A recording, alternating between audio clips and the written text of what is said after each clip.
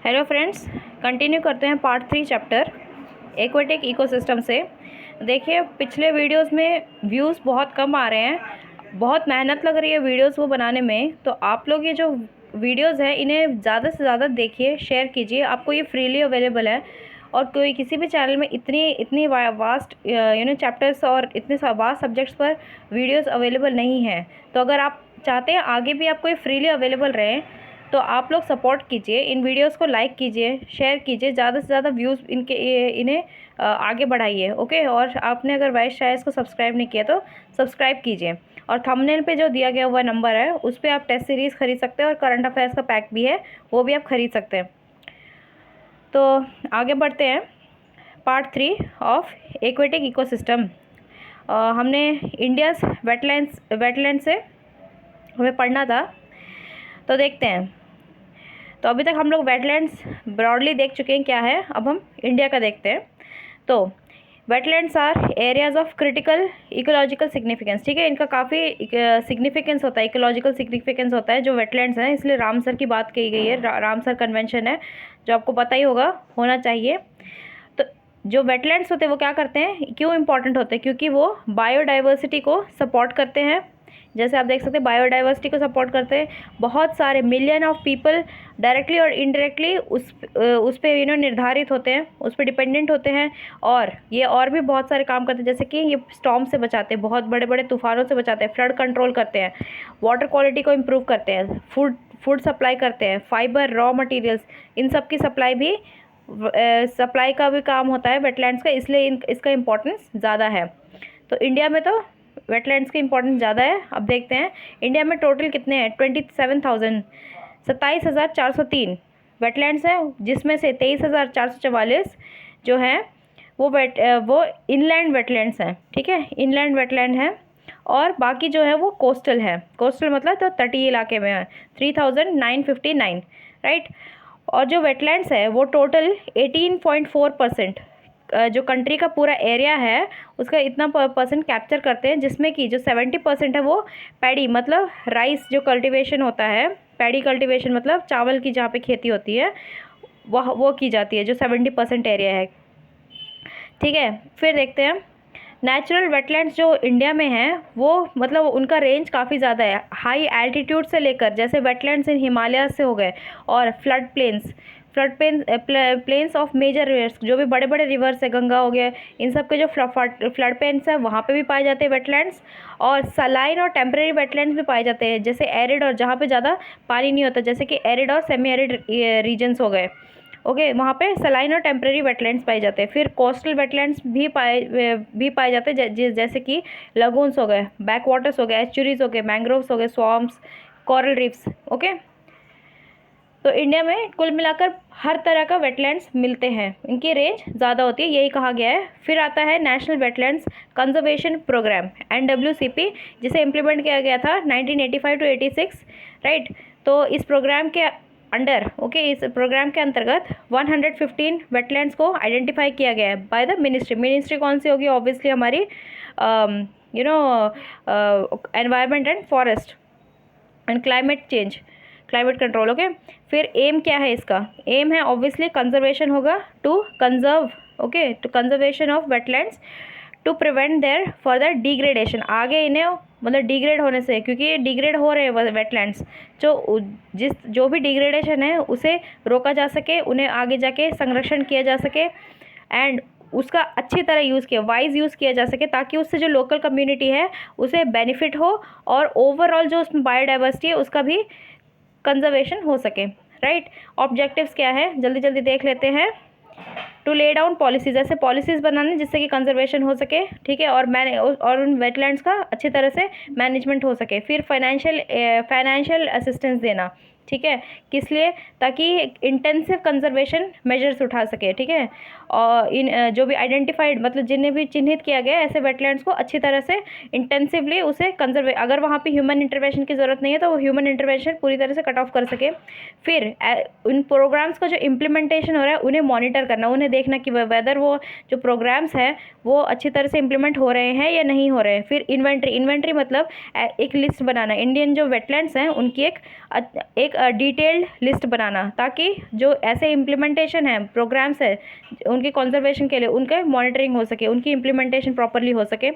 फिर जो central government है वो ओवरऑल इसके लिए रिस्पॉन्सिबल है, coordination of wetland conservation programmes के लिए, ठीक है, और हर लेवल पे, इंटरनेशनल और नेशनल लेवल्स पे भी। और ये ऐसे गाइडलाइंस देती है, ऐसे दिशा निर्देश देती है, और टेक्निकल असिस्टेंस और फाइनेंशियल असिस्टेंट भी जो स्टेट गवर्नमेंट है उसे प्रोवाइड करती है। तो सेंट्रल गवर्नमेंट है वो काफ़ी हद तक इसके लिए रिस्पॉन्सिबल होती है, वही जाके जो गाइडलाइंस है, फाइनेंशियल असिस्टेंट, टेक्निकल असिस्टेंस, ये सब देती है स्टेट के लिए, और इंटरनेशनली भी सेंट्रल गवर्नमेंट ही रिस्पॉन्सिबल होती है, राइट। फिर देखते हैं, since the land resources belong to them, right. तो जो स्टेट गवर्नमेंट है, स्टेट गवर्नमेंट और यूटी है, वो भी रिस्पॉन्सिबल होते हैं। ऐसा नहीं है कि पूरा का पूरा सेंट्रल गवर्नमेंट के ऊपर होता है, स्टेट गवर्नमेंट और यूटी एडमिनिस्ट्रेशन भी उस पर रिस्पॉन्सिबल होता है, क्योंकि लैंड उनका है, रिसोर्सेज उनके हैं, right, for the implementation of NWCP। Okay.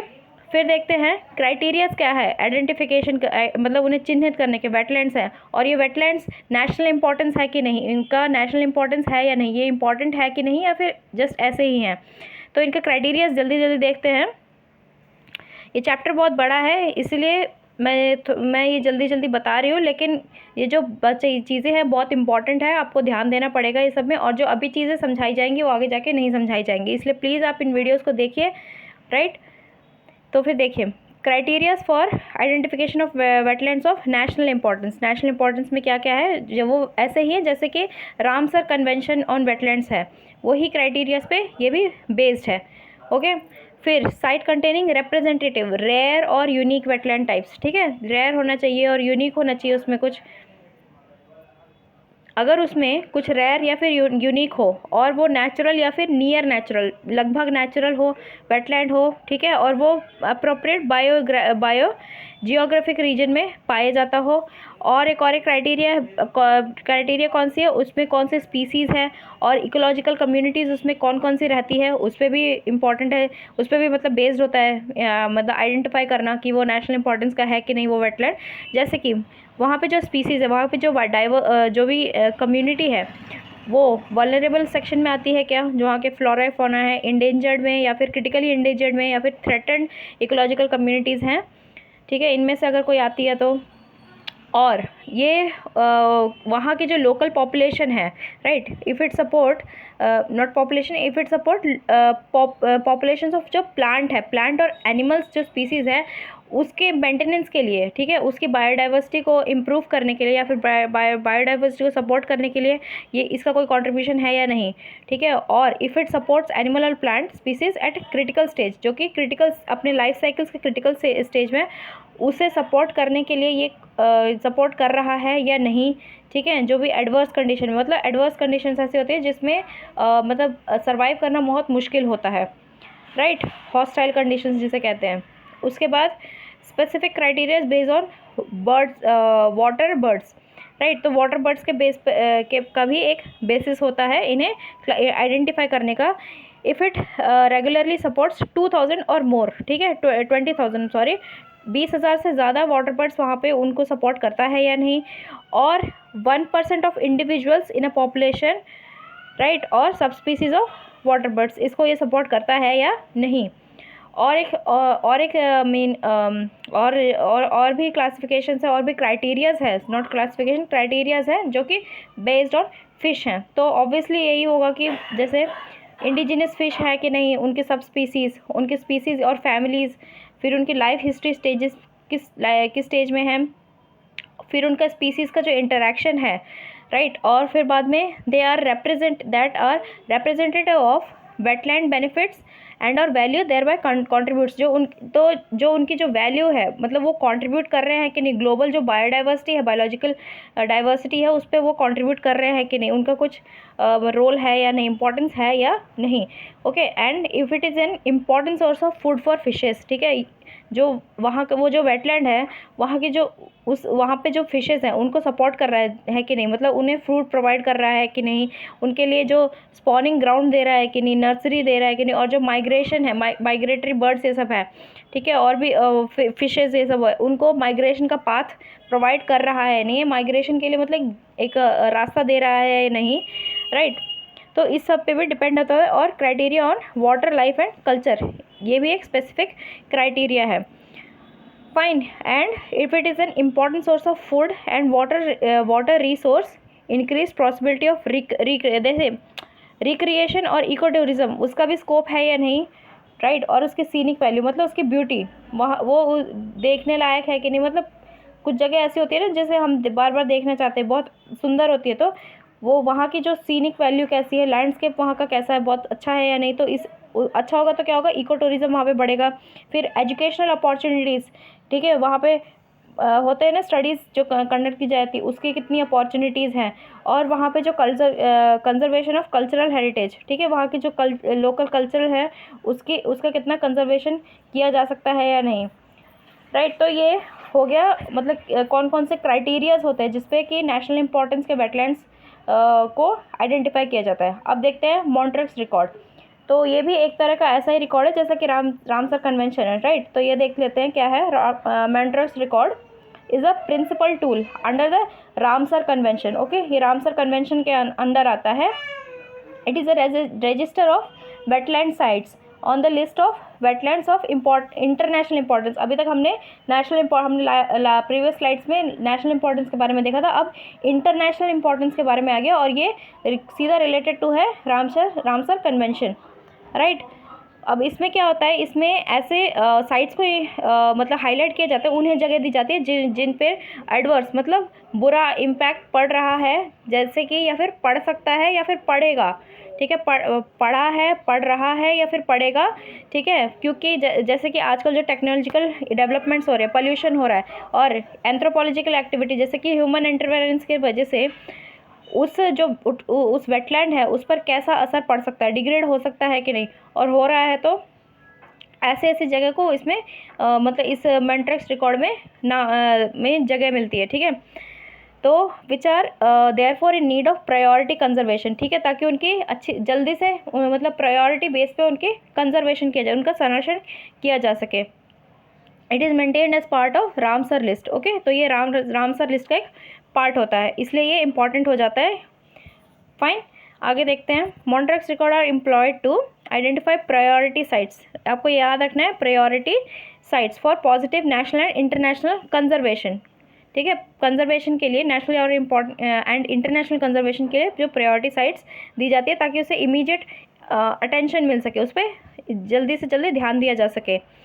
तो ये जो साइट्स थे इन्हें ऐड भी किया जा सकता है, बाद में रिमूव भी किया जा सकता है। अगर वहाँ की कंडीशन सुधर गई है, ओके, तो उसे हटाया भी जा सकता है। जैसे कि एग्जांपल्स हम आगे देखेंगे।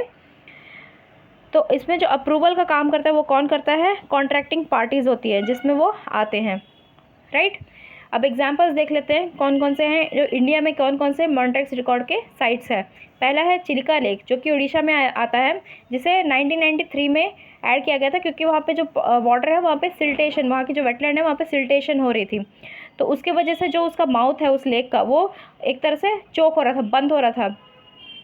उसके बाद क्या गया, वहाँ पे रिहैबिलिटेशन के एफर्ट्स लगाए गए, मतलब वहाँ उसे ठीक करने की कोशिश की गई। उसके बाद फिर क्या हुआ, उसे हटा दिया गया क्योंकि जब वहाँ पे वो सब कुछ ठीक हो गया है, जो यहाँ की जो प्रॉब्लम थी, जैसे choking of the mouth of the lake हो रहा था, ठीक है, सिल्टेशन की प्रॉब्लम हो रही थी, अब उसे ठीक कर लिया गया, उसे रेक्टिफाई किया गया। तो इसलिए इस रिकॉर्ड से उसे हटा दिया गया 2002 में, 93 में इंक्लूड किया गया और 2002 में हटा दिया गया। फॉर दिस अचीवमेंट चिल्का जो डेवलपमेंट अथॉरिटी है उसे रामसर वेटलैंड कंजर्वेशन अवार्ड मिला था, जिसे इन 2002 में। ओके, तो ये याद रखने वाली चीज़ है, पहले इंक्लूड किया गया उसके बाद हटा दिया गया क्योंकि due to the efforts, right, rehabilitation efforts. उसके बाद देखते हैं लोकतक लेक, जो कि मणिपुर में, ये बहुत फेमस है, राइट, आपको हमेशा ये याद होना चाहिए, लोकतक लेक।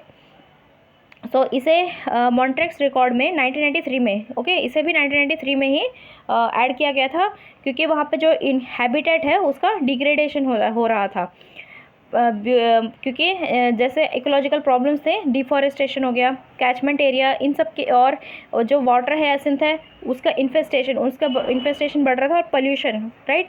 तो ये सब कारण थे जिसके वजह से उसे डाला गया था, राइट, उसके वजह से डिग्रेडेशन हो रहा था और उसके वजह से इसे मॉन्ट्रिक्स रिकॉर्ड में इसका नाम डाला गया था।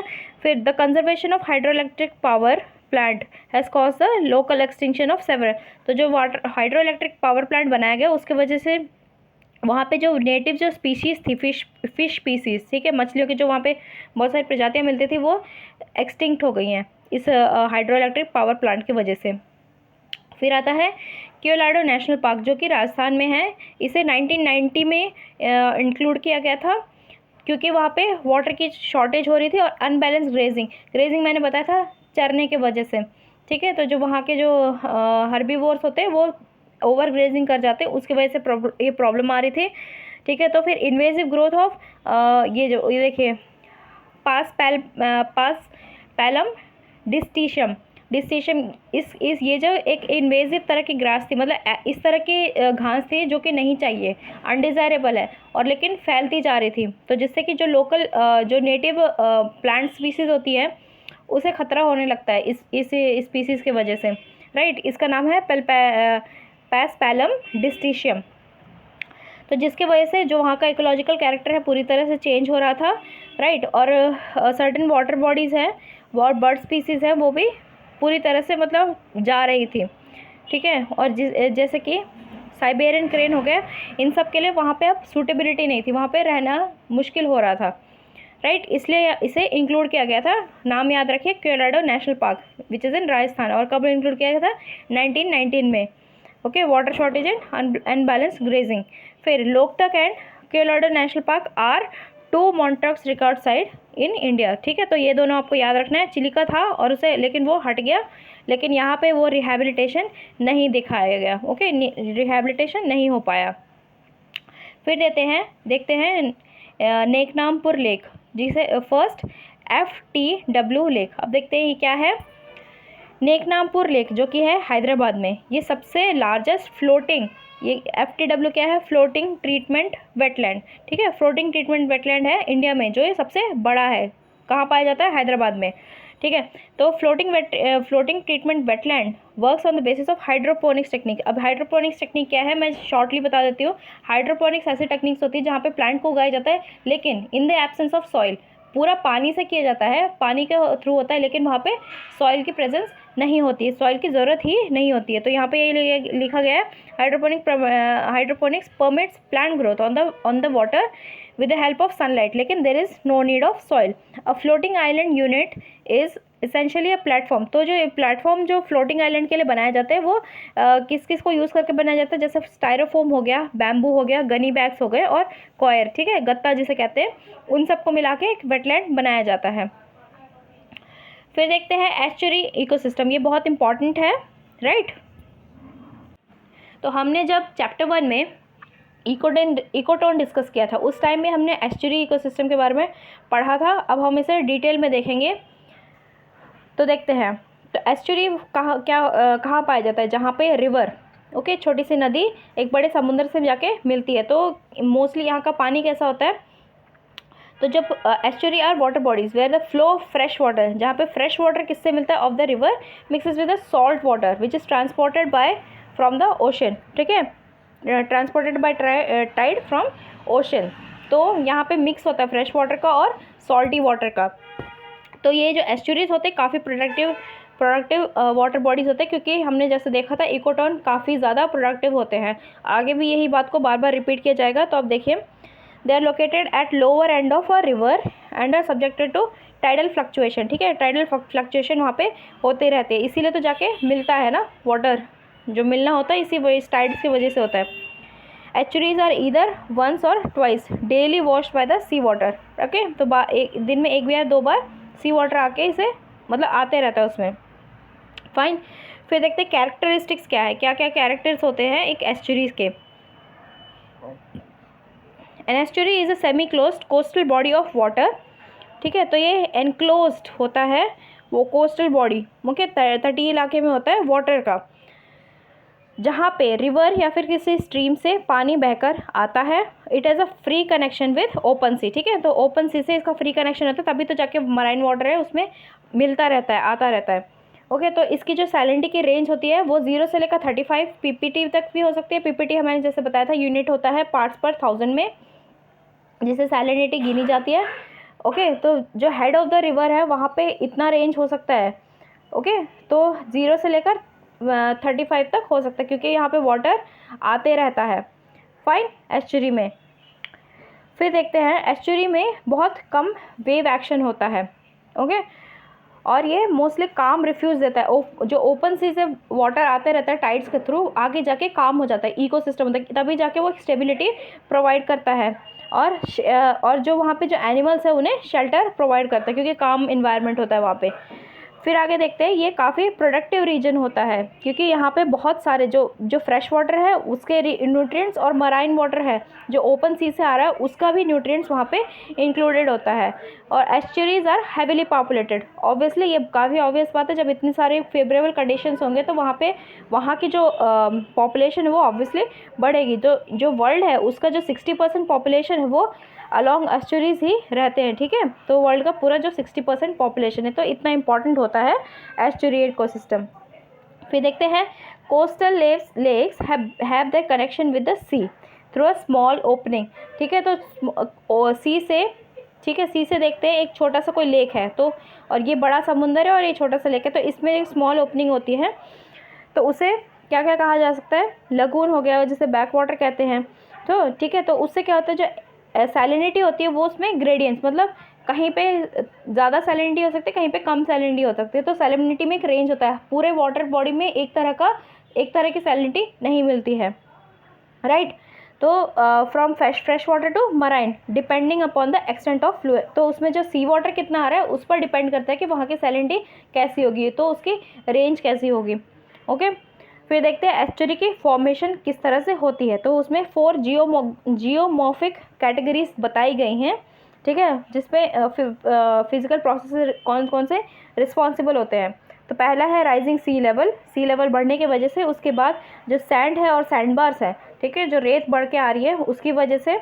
उसके बाद ग्लेशियल प्रोसेसेस, ठीक है, तो ग्लेशियल सबको पता होगा, जो क्या बोलते हैं, हिमावन बोलते हैं ना, जहाँ पे पहाड़ होते हैं बहुत सारे, स्नो के, बर्फ़ के पहाड़ होते हैं, ग्लेशियल प्रोसेसेस की वजह से। और टेक्टोनिक प्रोसेसेस जो भूकंप रिलेटेड, अर्थक्वेक रिलेटेड होते हैं, टेक्टोनिक प्लेट्स की जो मूवमेंट होती है उस वजह से भी होती है, नॉट या, तो टेक्टोनिक रिलेटेड, राइट। फिर आता है estuaries, they are classified by their geomorphological features और by water circulation patterns and can be refer to many different names. तो इनके जैसे क्लासिफिकेशन बताया गया है, ऐसे जियोमॉर्फोलॉजिकल फीचर्स और उसके वजह से जो वाटर सर्कुलेशन हो रहा है इन सब को ध्यान में रखते हुए उन्हें अलग अलग नाम दिए गए हैं, ठीक है। इन्हीं एस्चुरीज के काफ़ी टाइप्स हैं, जैसे कि bays, harbour, lagoons, inlets etcetera.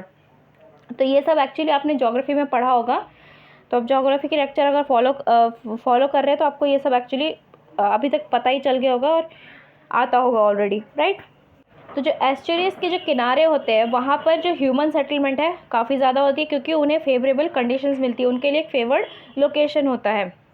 और रीजंस तो हमने पिछले स्लाइड्स में अच्छी तरह से डिस्कस किया था। तो जैसे कि फ़िशिंग वहाँ पे वो कर सकते हैं कॉमर्स के लिए, ठीक है, तो उन्हें काफ़ी लाइवलीहुड, मतलब उनके रोज़गार के लिए काफ़ी ज़्यादा वहाँ पे अपॉर्चुनिटीज़ होती हैं। बट आजकल क्या हो रहा है, वहाँ पे जो इंडस्ट्रियल वेस्ट है, ठीक है, और वहाँ पे सिविक और भी वहाँ पे कचरा है उसे डंप किया जा रहा है, वहाँ पे उसे डाल दिया जा रहा है। तो उसकी वजह से जो एस्चुरीज़ हैं आजकल वो भी डिग्रेड हो रही हैं, राइट।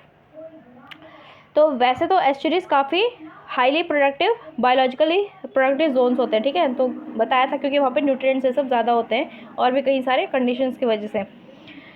जो एस्चुरीज़ होते हैं वो फिल्टर का काम करते हैं, ठीक है, जो भी उसमें जो रिवर वाटर में जो भी डिजॉल्व कंस्टिट्यूएंट्स आते हैं तो उसे फिल्टर करते रहते हैं, जिससे कि पानी अच्छा रहता है वहाँ पे, ठीक है। और उसके बाद zone in these precipitate in the zone where, तो ये जो होते हैं उस जगह पे आकर ठहर जाते हैं जहाँ पे जो रिवर वाटर है वो सी वाटर से मिलता है, ठीक है। And more important is the trapping of suspended mud, जो मड होता है उसे एक जगह रोक के रखता है, जिससे कि क्या होती है, जो सॉइल इरोजन होती है उसमें हेल्प करता है। और डेल्टा फॉर्मेशंस में भी एस्चुरीज़ का काफ़ी अच्छा रोल होता है, ठीक है, तो डेल्टा फॉर्मेशन में भी एस्चुरीज़ हेल्प करते हैं। फिर देखिए एक हेल्दी एस्चुरी कैसा होता है। तो एक जो हेल्दी एस्चुरी होता है वो क्या होता है, वहाँ पे काफ़ी तरह के प्लांट्स और एनिमल्स होते हैं। फर्स्ट ऑफ ऑल ये क्या करता है, ये स्टोर करता है और रिसाइकल करता है न्यूट्रिएंट्स को, ठीक है, और सेडिमेंट्स जो होते हैं उन्हें रोक कर रखता है, ट्रैप करके रखता है ताकि सॉइल इरोजन इन सब से बच सके, और एक बफर प्रोवाइड करता है between coastal catchment and the marine environment.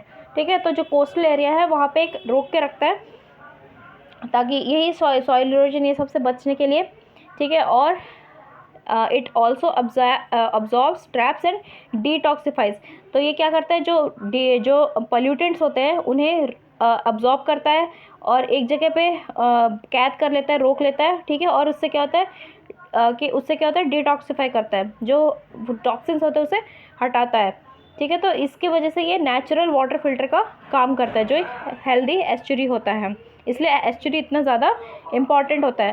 When all such processes remain functional and estuary is considered to be healthy. ठीक है, तो जब ये सारे जो प्रोसेसेस हैं वो अच्छे से काम करते हैं तभी एक एस्चुरी को हेल्दी एस्चुरी कहा जाता है।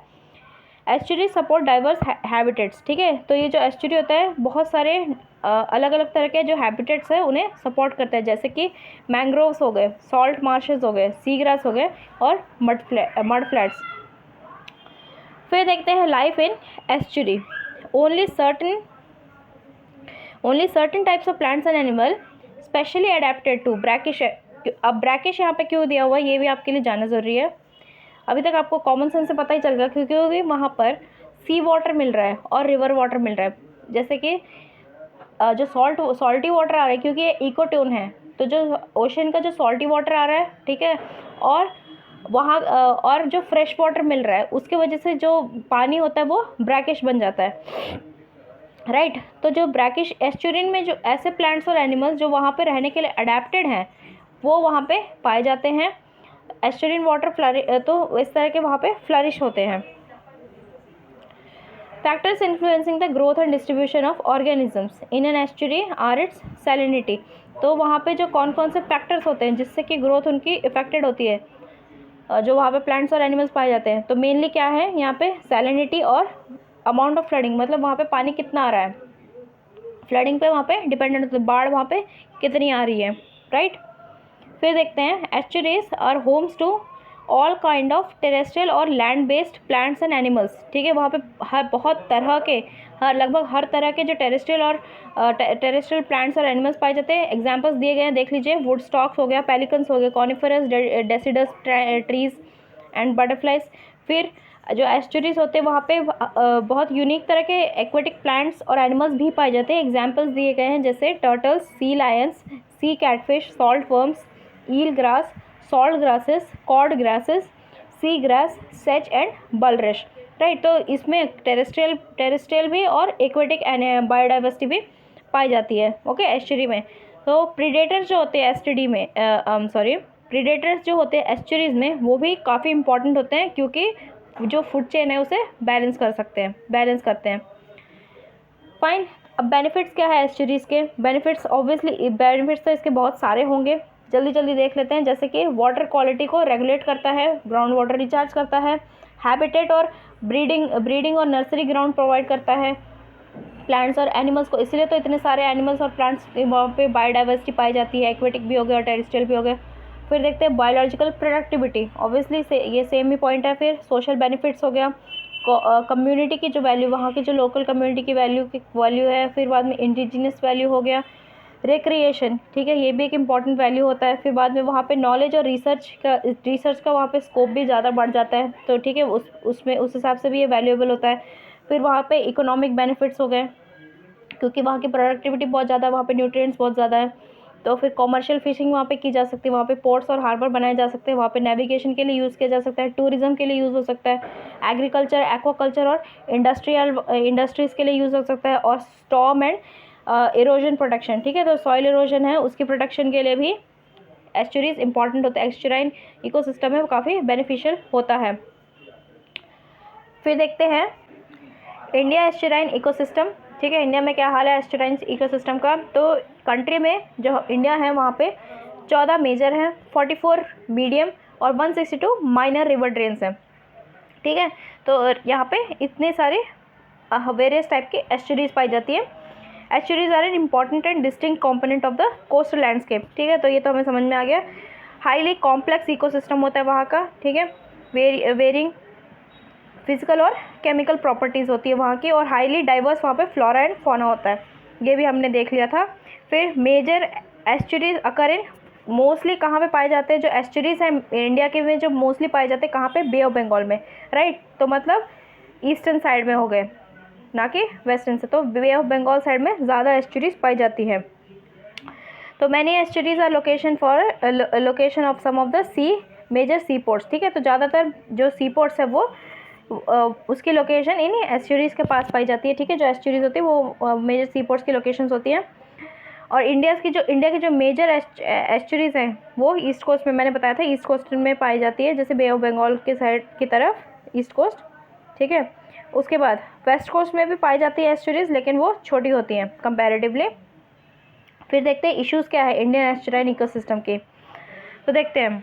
तो स्पेसिफिक इश्यूज़ क्या है, जैसे कि पहला हो गया वाटर फ्लो, ठीक है। तो चेंज इन वाटर फ्लो होता रहता है, इधर या तो ज़्यादा होता है या फिर कम पानी आ जाता है, जितना चाहिए उतना नहीं आता, उससे ज़्यादा होता है, या फिर जितना चाहिए उससे कम आता है। जैसे एग्जांपल हुगली दिया गया है, नर्मदा दिया गया है, कृष्णा, गोदावरी, पुलिकट लेक हो गया। फिर जो एस्चुराइन कैचमेंट होता है, कैचमेंट मतलब जैसे जल संग्रह, जलग्रह, ठीक है। यहाँ पे ये कैचमेंट एरिया, यहाँ पे आ रहा है पानी, ठीक है। तो ये कैचमेंट एरिया में जो मॉडिफिकेशंस होते रहते हैं, ठीक है। तो ये मोस्टली सारे इंडियन एस्चुरीज का यही प्रॉब्लम है। फिर आता है पोल्यूशन और वाटर क्वालिटी की वजह से, पोल्यूशन की वजह से ये, और कंबाइंड सीवेज, सिटी सीवेज, ठीक है। तो सीवेज का जो डिस्चार्ज होता है वो वहाँ पे छोड़ दिया जाता है, इंडस्ट्रियल एफ्लुएंट्स को वहाँ पे छोड़ दिया जाता है, उसकी वजह से एस्चुरीज जो होती है इकोसिस्टम वो ख़राब हो रही है। फिर रिक्रिएशन एंड टूरिज़्म, तो इस टूरिज़्म के वजह से भी उस पर नेगेटिव इम्पैक्ट पड़ रहा है। एग्जांपल जैसे दिया गया है हुगली हो गया, in which is in West Bengal, फिर चिलिका उड़ीसा में, ठीक है। और रिक्रिएशनल फिशिंग होती है जो चिलिका में, उसके वजह से भी नेगेटिव इम्पैक्ट पड़ रहा है। फिर नेविगेशन जैसे हुगली हो गया। उसके बाद पोर्ट एंड शिपिंग की वजह से, और ड्रेजिंग देखिए क्या हो गया, पोर्ट एंड शिपिंग की वजह से भी नेगेटिव इम्पैक्ट पड़ रहा है। ड्रेजिंग होता है जैसे कि जो मड को निकाला जाता है ना, ठीक है। तो जो वहाँ पे वेस्ट होता है उसको निकाल दिया जाता है, उसे ड्रेजिंग कहते हैं। और शिपिंग, तो ये एग्जांपल्स है हुगली। उसके बाद लैंड यूज़ दिया गया है। लैंड यूज़ में क्या होता है, जो रूरल और अर्बन सेटलमेंट्स वहाँ पे बनाए जा रहे हैं, ठीक है, जो कि नहीं बनाने चाहिए, तो उस वजह से ये भी बुरा इम्पैक्ट पड़ रहा है। जैसे एग्जांपल फिर यहाँ पे हुगली, कृष्णा, कावेरी, पुलिकट दिया गया है। फिर बाद में मराइनास बनाए जाते हैं, ग्रोइंस बनाए जाते हैं, लैंड रिक्लेमेशन और दूसरे तरह के जो स्ट्रक्चर्स वहाँ पे बनाए जा रहे हैं। एग्जांपल फिर से हुगली और पुलिकट दिया हुआ है। फिर माइनिंग हो गया, माइनिंग एंड इंडस्ट्रीज़ बनाई जा रही हैं, हुगली, ज्वारी और गोवा। फिर एग्रीकल्चर हो रहा है, जैसे हर एग्रीकल्चर तो मतलब हर एस्चुरीज़ का प्रॉब्लम है। फिर वहाँ पे सॉलिड वेस्ट को डंप किया जा रहा है, ठीक है। ये भी हर इंडिया के हर एस्चुरीज़ का प्रॉब्लम है। फिर वहाँ पे जो कमर्शियल फ़िशिंग हो रही है और एक्वाकल्चर हो रहा है, जो वहाँ पे मतलब टारगेट फ़िश स्टॉक होता है, मतलब हमें एक ही तरह की जो फ़िश चाहिए उसी के टारगेट की वजह से मतलब उसी को बार बार यूज़ किया जा रहा है, उसी को बार बार लिया जा रहा है। तो उसके वजह से भी वहाँ का जो इकोसिस्टम है वो उसमें गड़बड़ हो रहा है, ठीक है। और फिर बाद में reclaiming the fringed areas for intensive aquaculture, मतलब कुछ एरियाज़ में बहुत ज़्यादा एक्वाकल्चर हो रहा है। एक्वाकल्चर मतलब मछली पालन बहुत ज़्यादा किया जा रहा है, तो उस वजह से भी बहुत डिस्टर्बेंस हो रही है। फिर जो माइग्रेटरी रूट्स होते हैं जो फ़िश के, प्रॉन्स के, ठीक है, उनमें भी बाधाएँ आ रही है, ऑब्स्ट्रक्शन आ रहा है। एग्जाम्पल जैसे कि चिलिका और पुलिकट हो गया। फिर polluting the environment through feeding of stocked fish and prawns, तो देखिए जो कुछ ऐसे होता है जैसे कि कुछ बेबी प्रॉन्स होते हैं, उन्हें पकड़ लिया जाता है, और बाकी जो बच्चे कुछ जो भी नेट में आ जाते हैं, जैसे बाकी जो स्पीशीज होती है उन्हें मार दिया जाता है और मार के उन्हें फेंक दिया जाता है। उस वजह से भी जो काफ़ी हद तक जो एस्चुराइन इकोसिस्टम है उसमें डिस्टर्बेंस हो रहा है, और ये काफ़ी कॉमन प्रैक्टिस है, लेकिन इसकी वजह से काफ़ी ज़्यादा दिक्कत हो रही है। लोग जो वहाँ पे लोकल बॉडीज़ है, लोकल पॉपुलेशन है, उनके लिए वो बेनिफिशियल हो सकता है ये प्रैक्टिस, लेकिन उसकी वजह से जो एस्चुरीज़ को काफ़ी ज़्यादा प्रॉब्लम फेस करना पड़ रहा है, काफ़ी ज़्यादा उसे दिक्कत आ रही है, डिग्रेडेशन हो रहा है वहाँ पे, ठीक है। फिर डिस्ट्रक्शन ऑफ बायोडाइवर्सिटी, तो यही जो मैंने बताया था, prawn collection and operation of small mesh, छोटे छोटे जिसमें छोटे छोटे मैश होते हैं, ऐसे नेट्स को यूज़ किया जा रहा है, ठीक है। एग्जाम्पल फिर से हुगली, चिलिका एंड पुलिकट, राइट। फिर क्लाइमेट चेंज की वजह से जो कैचमेंट एरिया हो रहा है वो अब धीरे धीरे डूबता जा रहा है, क्योंकि वाटर लेवल बढ़ रहा है, और ये मेजर इंडियन एस्चुरीज़ की प्रॉब्लम है, सारे इंडियन एस्चुरीज़ की जो यही प्रॉब्लम है। फिर बायोडाइवर्सिटी प्रोफाइल चेंज हो रहा है, वहाँ की जो बायोडाइवर्सिटी है वो चेंज हो रही है, जैसे मैंने बताया था बहुत सारे ह्यूमन प्रैक्टिसेस की वजह से भी, राइट। फिर अब उसके वजह से क्या हो जाए, वहाँ की जो प्रोडक्शन है उस पर और प्रोडक्टिविटी पर फ़र्क पड़ रहा है। फिर वहाँ की जो यही बताया गया बायोडाइवर्सिटी की जो चेंज आ रही हैं। तो ये देखिए मैंग्रोव ट्रीज़ के बारे में दिखाया गया है। अब हम आगे जाके मैंग्रोव्स के बारे में पढ़ेंगे। अभी तक हमने एस्चुरीज़ के बारे में पढ़ा था। तो क्या आप जानते हैं जो स्नेक्स होते हैं, सांप होते हैं, वो वैसे तो अंडे देते हैं, लेकिन कुछ स्नेक्स हो जाते हैं जैसे बोस, रैटल स्नेक और गार्टर स्नेक, ये मतलब अंडे नहीं देते, ये एक बच्चा को ही पैदा करते हैं, ठीक है। अब आगे हम देखते हैं मैंग्रोव्स, जैसे हमने यहाँ पे देखा था, राइट। ये भी काफ़ी इम्पॉर्टेंट पार्ट है इस चैप्टर का। मैंग्रोव्स काफ़ी ध्यान देने वाली चीज़ है और एग्ज़ाम से काफ़ी क्वेश्चंस आते भी हैं, राइट। देखिए हम आपके लिए इतनी मेहनत कर रहे हैं, तो आपका इतना तो बनता ही है कि आप इन वीडियोस को ज़्यादा से ज़्यादा एटलीस्ट शेयर करें, खुद देखें, आगे शेयर करें। आपको इतना फ्रीली अवेलेबल कहाँ मिलेंगे, राइट। तो ओके, देखते हैं मैंग्रोव्स क्या करते हैं। मैंग्रोव्स का अपना एक कैरेक्टरिस्टिक होता है। लिटोरल पार्ट देख लीजिए, लिटोरल पार्ट किसे कहते हैं, जो कि पानी वाला पार्ट होता है ना, ओके। हाँ, तो फिर जो मैंग्रोव्स होते हैं are the characteristic littoral plant formation of tropical and subtropical, ठीक है। यहाँ याद रखना है कहाँ मोस्टली पाए जाते हैं, ट्रॉपिकल और सब ट्रॉपिकल शेल्टर्ड कोस्ट लाइन में, ठीक है, मोस्टली पाए जाते हैं मैंग्रोव्स। और mangroves are the trees and bushes, उन ट्रीज़ और बुशेस को कहा जाता है जो कि पानी से ऊपर हाई लेवल होता है, वहाँ पे पाए जाते हैं। ऑफ स्प्रिंग टाइड्स, आपको स्प्रिंग टाइड्स तो पता होना चाहिए, ठीक है। तो ज्योग्राफी लेक्चर्स देखिए। Which exhibits remarkable capacity for salt water tolerance. यहाँ पे देखिए एस्चुरीज में ब्रैकिश वाटर था, हम डील कर रहे थे ब्रैकिश वाटर से, अब यहाँ पे सॉल्ट वाटर होना चाहिए, ठीक है। ऐसे प्लांट जिन्हें सॉल्टी वाटर में अडेप्टेशन मतलब आती है, वही प्लांट्स यहाँ पे सर्वाइव कर सकते हैं, ठीक है, according to FAO, this is the definition, right. So इसे ये इम्पॉर्टेंट हो जाता है, फाइन।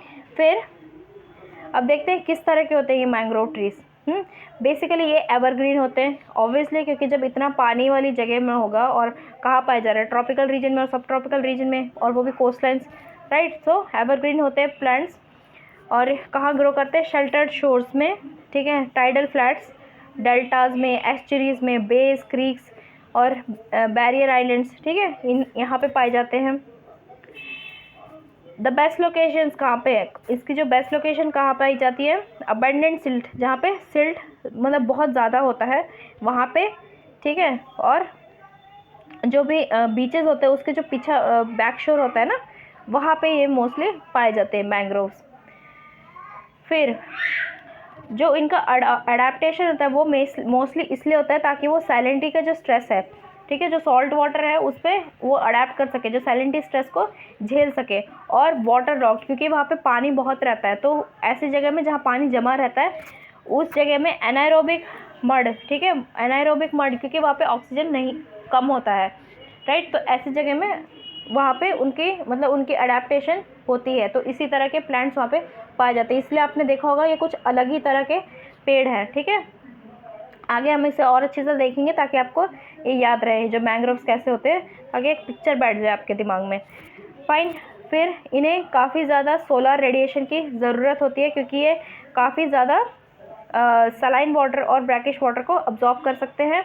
इनमें न्यूमेटोफोर्स, ठीक है, ब्लाइंड रूट्स जिसे कहते हैं, वो पाए जाते हैं, ताकि जो रेस्पिरेशन की प्रॉब्लम को, क्योंकि ये कंडीशंस ऑक्सीजन, एनाएरोबिक मतलब विदाउट ऑक्सीजन, तो ऐसी विदाउट ऑक्सीजन वाली कंडीशंस में सांस लेने, जो रेस्पिरेशन है उसमें हेल्प कर सके, इस तरह के रूट्स अडेप्टेशन के लिए ऐसे रूट्स मतलब इवॉल्व हो चुके हैं इनके, ठीक है। जो मैंग्रोव्स होते हैं उनके अलग अलग तरह के कॉन्फ़िगरेशन, मतलब अलग अलग की तरह के एक तरह से आप मान लीजिए वैरायटीज़ है, ठीक है, उनके स्ट्रक्चर्स में।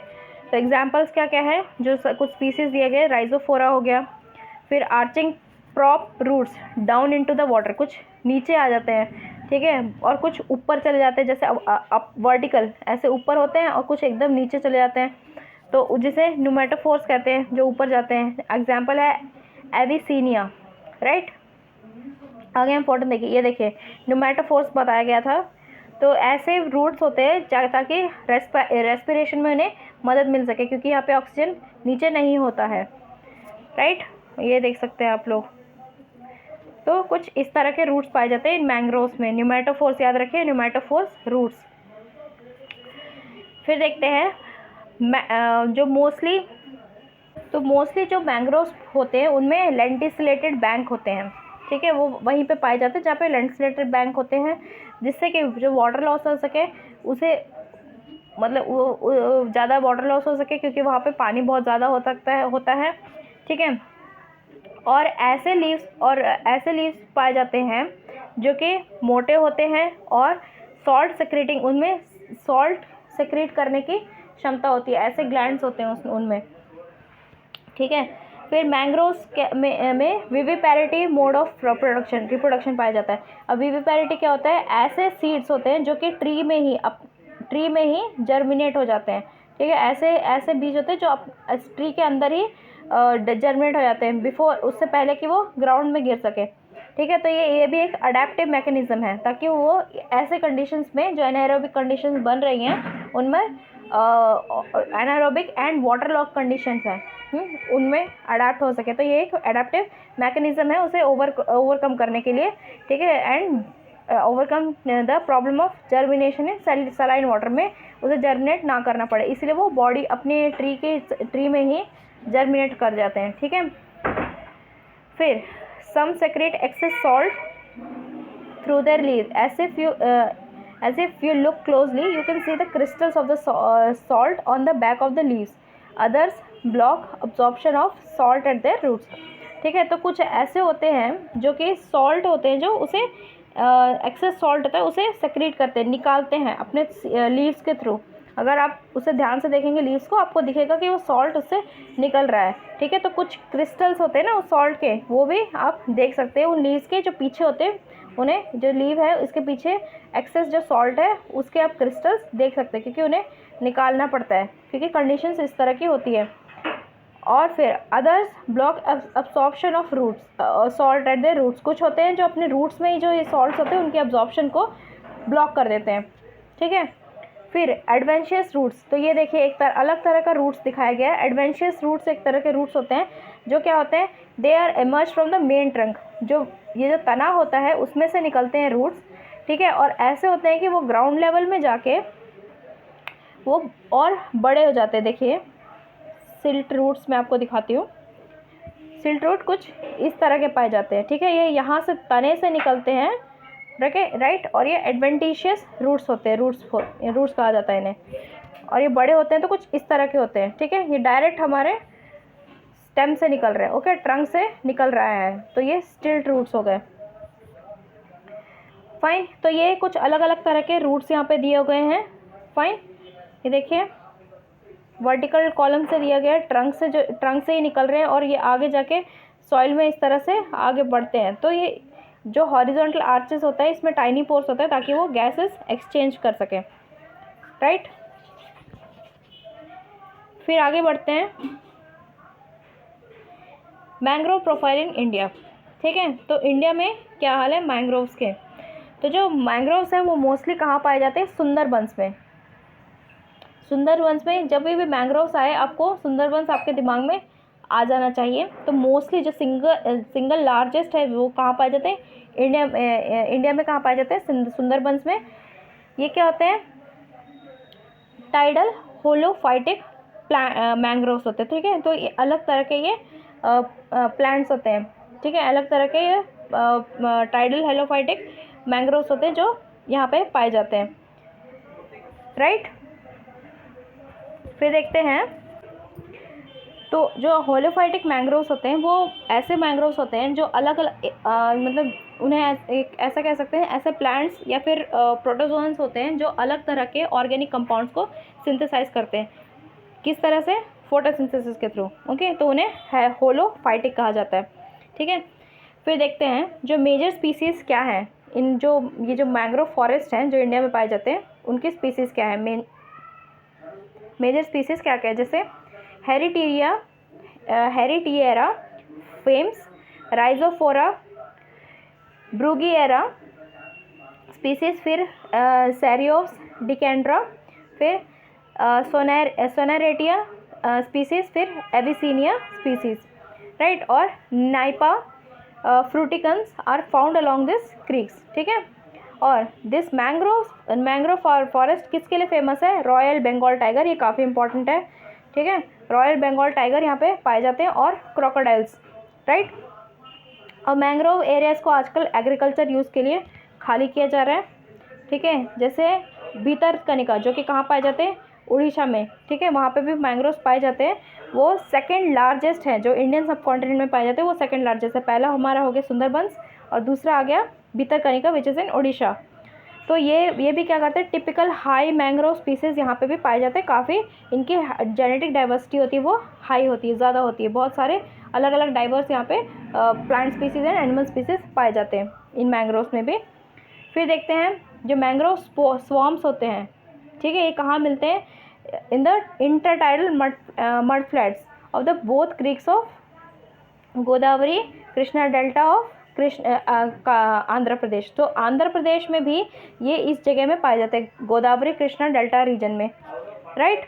फिर पिचावरम वेदारण्यम जो एरिया है वहाँ पे जो मैंग्रोव्स है वो क्या हो रहे हैं? वो डिग्रेड हो रहे हैं, ठीक है। क्यों वहाँ पे? क्योंकि वहाँ पे जो एक्वाकल्चर है वो काफ़ी ज़्यादा बढ़ती जा रही है, उस वजह से वहाँ पे डिग्रेडेशन हो रहा है। नाम याद रखें, पिचावरम और वेदारण्यम, राइट। तो जो वेस्टर्न कोस्ट है इंडिया, ये तो हमने बात करी ईस्टर्न कोस्ट की। अब वेस्टर्न कोस्ट में क्या होता है? जो वेस्टर्न कोस्ट में जो मैंग्रोव्स पाए जाते हैं वो स्क्रबी होते हैं, वो उतने ज़्यादा प्रोडक्टिव नहीं होते हैं जितने कि ईस्टर्न कोस्ट में होते हैं, ठीक है। और वो डिग्रेडेड होते हैं, फाइन, ठीक है। तो एग्जांपल्स जैसे महाराष्ट्र, गोवा और कर्नाटका में पाए जाते हैं, ठीक है। तो जो मैंग्रोव वेजिटेशन होती है in the coastal zones of Kerala में पाए जाते हैं, वो भी काफ़ी स्पार्स है, मतलब कि वहाँ वो यूनिफॉर्म नहीं है, इतना डेंस नहीं है, ठीक है। डेंस का उल्टा हो गया, ठीक है, उतना घना नहीं है, और काफ़ी पतला है, मतलब पतला इन द सेंस एक जगह में कॉन्सेंट्रेटेड नहीं है, ठीक है। तो मतलब कुल मिलाकर ईस्टर्न कोस्ट में ये ज़्यादा पाया जाता है, वेस्टर्न कोस्ट में बहुत ही कम है, राइट। अब देखिए और डिटेल में दिया गया है जो प्रोफाइल है इंडिया का। गुजरात में, जबकि नॉर्थ वेस्ट कोस्ट में पाया जाता है, वहाँ पे एविसीनिया मराइन, ठीक है, ये स्पीसीज पाई जाती है।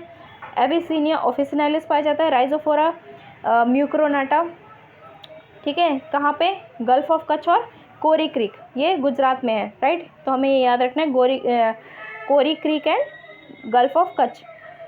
जो मैंग्रोव्स है वो स्क्रबी टाइप के होते हैं यहाँ पे, जिनकी ग्रोथ ज़्यादा नहीं होती। ये जो मैंग्रोव्स हैं ज़्यादा बड़े नहीं होते हैं, ठीक है, नैरो, काफ़ी छोटे होते हैं और डिसकंटिन्यूस होते हैं, ठीक है।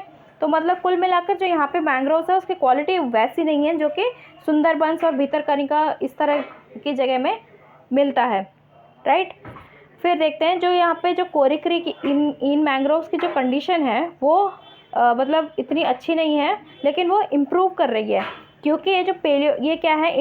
जो इंडस रिवर है उसका पेलियो डेल्टा, मतलब पेलियो मतलब काफ़ी एंशियंट टाइम, उससे भी पहले के टाइम से वहाँ पे डेल्टा फॉर्म होता था किस रिवर का? इंडस रिवर का। तो इसलिए इसका इम्पोर्टेंस ज़्यादा है, राइट। कोरी क्रीक हमें याद रखना है, वहाँ पे मैंग्रोव्स हैं, उनकी कंडीशंस इंप्रूव हो रही है। और इम्पोर्टेंस क्यों है? क्योंकि वो पेलियो डेल्टा है of Indus river, right. So this is important. In size जो मैंग्रोव है, साइज़ के हिसाब से देखें तो मैंग्रोव्स की रेंज क्या होती है? वो बहुत झाड़ीदार हो सकते हैं, मतलब बहुत घने हो सकते हैं, बुशी हो सकते हैं, वहाँ से लेकर छोटे छोटे भी मैंग्रोव्स हो सकते हैं जैसे कि गल्फ ऑफ कच्छ में पाए जाते हैं, और बहुत लंबे लंबे भी हो सकते हैं जैसे कि सुंदरबंस में पाए जाते हैं, राइट।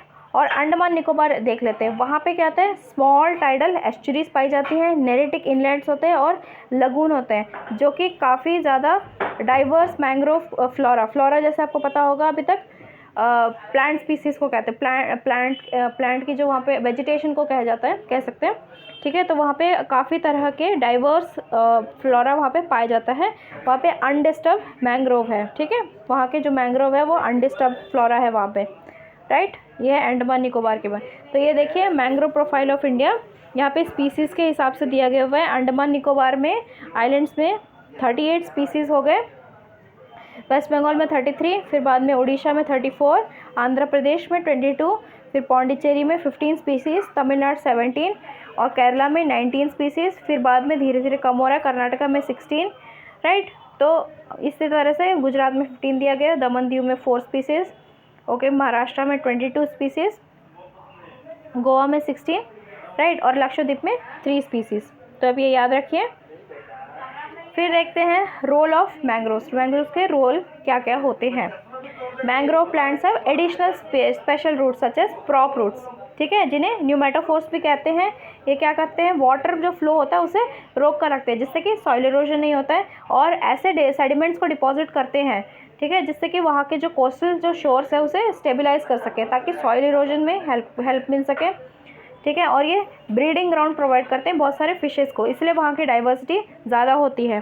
तो मैंग्रोव्स होते हैं वो, उनमें वहाँ पे मॉडरेट मॉनसूनल टाइडल फ्लड्स पाए जाते हैं, ठीक है, वहाँ पे मॉनसूनल टाइडल फ्लड्स हैं, राइट। फिर वहाँ पे इनंडेशन, वहाँ पे जो बाढ़ की प्रॉब्लम हो उसमें रिडक्शन होती है, कम हो जाता है इसी वजह से, क्योंकि वहाँ पे सीजनल है ये सब, ठीक है, मॉडरेट मानसून वहाँ पे पाए जाते हैं। It prevents coastal soil erosion, ठीक है, तो ये कोस्टल एरिया में सॉइल इरोजन को को रोकता है, प्रिवेंट करता है, इसीलिए मैंग्रोव्स की इतनी ज़्यादा इम्पोर्टेंस है। It protects coastal lands from tsunami से बचाता है, जो कोस्टल लैंड्स है उसे सुनामी, हरिकेन्स, ठीक है, और फ्लड से बचाता है, बाढ़ से रक्षा करता है। और जो मैंग्रोव्स है वो नेचुरल रिसाइकलिंग ऑफ न्यूट्रिएंट्स में भी इन्हांस करता है, बढ़ाता है, ठीक है। और जो मैंग्रोव्स है न्यूमरस फ्लोरा को और एवी फौना मतलब बर्ड स्पीसीज़ को और वाइल्ड लाइफ, ठीक है, उसे भी सपोर्ट करते हैं, राइट। और मैंग्रोव्स के और भी कुछ रोल्स बताए गए हैं, जैसे कि वो सेफ़ और फेवरेबल एनवायरनमेंट प्रोवाइड करते हैं, किसे, ब्रीडिंग के लिए, स्पॉनिंग के लिए, और बहुत सारी जो फिशेज़ हैं उनके उन्हें रेयर करने के लिए, मतलब उन्हें कल्टिवेट करने के लिए, मतलब उन्हें बनाने के लिए, राइट। फिर देखते हैं it protects coastal inland from adverse climatic elements, ठीक है, अभी जैसे हमने डिस्कस किया था, फ्लड्स हो गए, इरोजन हो गया, ठीक है, और सुनामी, इन ऐसे जो एडवर्स क्लाइमेटिक एलिमेंट्स है उनसे कोस्टल एरिया को प्रोटेक्ट करता है। सेम चीज़ ही रिपीट हो रही है, इट सप्लाइज। फिर बाद में वुड, फायरवुड, मेडिसिनल प्लांट्स, ठीक है, एडिबल प्लांट्स, ये सभी प्रोवाइड करता है जो लोकल पॉपुलेशन थे, इसलिए उनके भी इसमें बहुत ज़्यादा हित होता है, ठीक है, उनका भी बहुत सारे बेनिफिट्स होते हैं। फिर और भी बहुत सारे न्यूमरस एम्प्लॉयमेंट अपॉर्चुनिटीज़ प्रोवाइड करता है, ठीक है, लाइवलीहुड के लिए। फिर देखते हैं, क्या आप जानते हैं जो किंग कोबरा होता है वो एक एक्सीलेंट क्लाइंबर, मतलब वो सिर्फ अच्छी तरह चढ़ता ही नहीं है, वो बहुत अच्छा एक स्विमर भी होता है, ठीक है। तो वो फॉरेस्ट के नियर जो स्ट्रीम होते हैं वहाँ पे पाए जाते हैं। फिर फाइन एनॉक्सिक सेडिमेंट्स, अभी हमने देखा था वहाँ पे न्यूमेटोफोर्स होते हैं मैंग्रोव्स में, क्यों होते हैं, क्योंकि वहाँ पे ऑक्सीजन की कमी होती है, वहाँ पे कंडीशंस एनाएरोबिक होती है। एनाएरोबिक का ही एक सिनोनिम है एनॉक्सिया, जहाँ पे ऑक्सीजन की कमी होती है, फिर होता नहीं है, ठीक है। तो ऐसे वहाँ पे सेडिमेंट्स पाए जाते हैं, तो वो क्या करते हैं, वो एक सिंक का काम करते हैं। वहाँ पे क्या होता है, जो इसमें ये बताया गया है कि वो कार्बन डाइऑक्साइड को ट्रैप करके रखते हैं, ठीक है, आसपास को, और उससे क्या होता है, जो सराउंडिंग जो एरिया होता है वहाँ पे ऑक्सीजन, कार्बन डाइऑक्साइड को ले लेते हैं लेकिन ऑक्सीजन को छोड़ते हैं, ठीक है, जो सराउंडिंग एरिया ऑक्सीजन छोड़ते हैं लेकिन थोड़ा बहुत लिटिल मीथेन गैस को भी छोड़ते हैं। तो ये इसलिए बहुत इंपॉर्टेंट होता है, ये काम किस काम करते हैं, as a sink for variety of heavy metals, ठीक है। आगे देखते हैं थ्रेट क्या है, जो ये मैंग्रोव्स हैं इन्हें किस तरह के थ्रेट है। ऑब्वियसली बहुत सारे थ्रेट होंगे और मोस्टली उसमें से एंथ्रोपोलॉजिकल रीजन्स ही होंगे, जैसे कि एग्रीकल्चर हो गया, फिर फ्यूल के वजह से वो नहीं यूज़ किया जाता है, फॉडर के वजह से उनका एक्सप्लॉयटेशन होता है, फिर सैलिनाइजेशन बढ़ रहा है, उसमें माइनिंग हो रही है, ऑयल स्पिल्स वहाँ पे, क्योंकि ये वाटर बॉडी है तो वहाँ पे ऑयल स्पिल्स हो जाता है, क्योंकि वहाँ पे अगर पोर्ट्स ये सब बनेंगे तो ऑब्वियसली जहाज ये सब आएंगे तो ऑयल स्पिल हो जाता है। फिर एक्वाकल्चर, वहाँ पे मोस्टली श्रिम्प की जो फार्मिंग हो रही है उस वजह से भी यहाँ पे बहुत प्रॉब्लम्स आ रही है। फिर केमिकल और पेस्टिसाइड्स का यूज़ हो रहा है, फर्टिलाइजर्स का यूज़ किया जा रहा है, और इंडस्ट्रियल पर्पसेस की वजह से वहाँ पे थ्रेट पहुँच रहा है। फिर मैंग्रोव्स फॉर द फ्यूचर देखते हैं, ठीक है। तो ये एक इनिशिएटिव है, MFF जिसे शॉर्ट में कहा जाता है, MFF, ऐसे याद रखिए, मैंग्रोव्स फॉर द फ्यूचर। तो ये एक पार्टनरशिप बेस्ड इनिशिएटिव है। इससे क्या हुआ, इसे मतलब ये क्या करता है, जो कोस्टल इकोसिस्टम में जो इन्वेस्टमेंट को प्रमोट करता है, ठीक है, जिससे कि सस्टेनेबल डेवलपमेंट इंश्योर किया जा सके। अब इसका मिशन क्या है, प्रमोट हेल्दी कोस्टल इकोसिस्टम, ठीक है, और थ्रू पार्टनरशिप बेस्ड, ठीक है। तो इसमें पीपल पे फोकस होता है, ठीक है, relevant and investment oriented approach होता है इसमें, ठीक है। फिर क्या होता है, उससे ना नॉलेज की हेल्प ली जाती है, ठीक है। नॉलेज किया जाता है, आई मीन जो वहाँ पे जो कम्युनिटीज़ हैं उन्हें नॉलेज दिया जाता है कि उनके जो एक्शंस है उनका किस तरह से इफेक्ट पड़ रहा है, अगर उन्हें वहाँ पे रहना भी है तो किस तरह से सस्टेनेबली वहाँ पे रह सकें, right. And other stakeholders, वहाँ की जो कम्युनिटीज़ और जो भी अदर स्टेक होल्डर्स, जैसे इंडस्ट्रीज़ भी अगर वहाँ पे लगी हैं, ठीक है, और वहाँ पे पोर्ट्स भी बने हैं, तो ऐसे लोगों को भी उन्हें एम्पावर किया जाता है, उन्हें नॉलेज प्रोवाइड की जाती है। इन्हेंसेस गवर्नेंस सिक्योर्स, ठीक है, वहाँ पे फिर क्या किया जाता है, लाइवलीहुड, ये सबको कैसे बचाया जा सके, और नेचुरल हज़ार्ड्स है उन सब से भी कैसे बचा जा सके, ठीक है, और क्लाइमेट चेंज पर भी ध्यान दिया जाता है। तो इसके मेंबर कंट्रीज़ क्या क्या हैं, इंडोनेशिया, मालदीव, पाकिस्तान, और स्पेशल कंट्रीज़ क्या हैं, जैसे कि राइट, श्रीलंका, थाईलैंड, वियतनाम, ये तो मेंबर कंट्रीज़ हो गए, और बाकी आउटरीच कंट्रीज़, ये स्पेशल टाइपो हो गया, राइट, ये टाइपो है।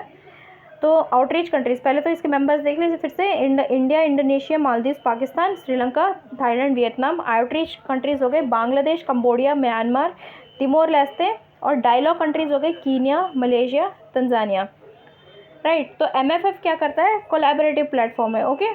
तो पार्टनरशिप बेस्ड मैंने जैसे कहा गया था, उसमें क्या है, it helps countries and sectors and agencies in the MFF in the growing challenges to coastal sustainability के लिए उसके बारे में बताता है, ठीक है, अवेयरनेस पहले तो देता है। उसके बाद क्या करता है, इन्होंने मैंग्रोव को अपना फ्लैगशिप इकोसिस्टम रिकॉग्नाइज किया हुआ है, ताकि उससे क्या हो सके, जो मैंग्रोव ठीक है। तो और फिर बाद में तो जो मैंग्रोव्स हैं उनका क्या पॉजिटिव इफेक्ट हो सकता है, ठीक है, और जो ओशन में सुनामी ये सब आता है उनको मिटिगेशन में, ठीक है, किस तरह से मैंग्रोव्स हेल्प कर सकते हैं, ये सब मतलब बताया जाता है, ठीक है। तो इसलिए जो मैंग्रोव है उसे फ्लैगशिप इकोसिस्टम रिकॉग्नाइज किया गया है। और जो MFF है ये क्या करता है, ऑल कोस्टल इकोसिस्टम को भी इम्ब्रेस करता है, ठीक है, अपनाता है। जैसे कि कोरल रीफ्स हो गए, सिर्फ मैंग्रोव्स नहीं, मैंग्रोव्स इसका फ्लैगशिप है, लेकिन और भी जैसे कोरल रीफ्स हो गए, एस्चुरीज हो गए, लगून्स हो गए, वेटलैंड्स हो गए, बीचेस और सी ग्रासेस बेड को भी एम्ब्रेस करता है, अपनाता है MFF, राइट। तो ये पार्ट भी काफ़ी बड़ा हो गया है, तो मैं इसे नेक्स्ट पार्ट में कंटिन्यू करूँगी, दैट इज़ पार्ट 4। तो आपसे प्लीज़ रिक्वेस्ट है, आप वाईशायर्स को सब्सक्राइब कीजिए, इस चैनल को सपोर्ट कीजिए, बहुत ज़रूरत है, वरना ये इन सारे कोर्सेज़ को पेड कोर्सेज़ कर दिया जाएगा, ये फ्रीली अवेलेबल नहीं होंगे आपके लिए, ठीक है। तो इंडिया का सबसे लार्जेस्ट फ्रीली अवेलेबल जो ये इनिशिएटिव है, तो आप इसका प्लीज़ फ़ायदा उठाइए, और टेस्ट सीरीज़ को बाय करने के लिए आप थंबनेल में जो नंबर दिया गया है उस पर सर से कॉन्टैक्ट कीजिए, राइट। तो मैं कंटिन्यू करूँगी नेक्स्ट पार्ट में। Till then, thank you, bye.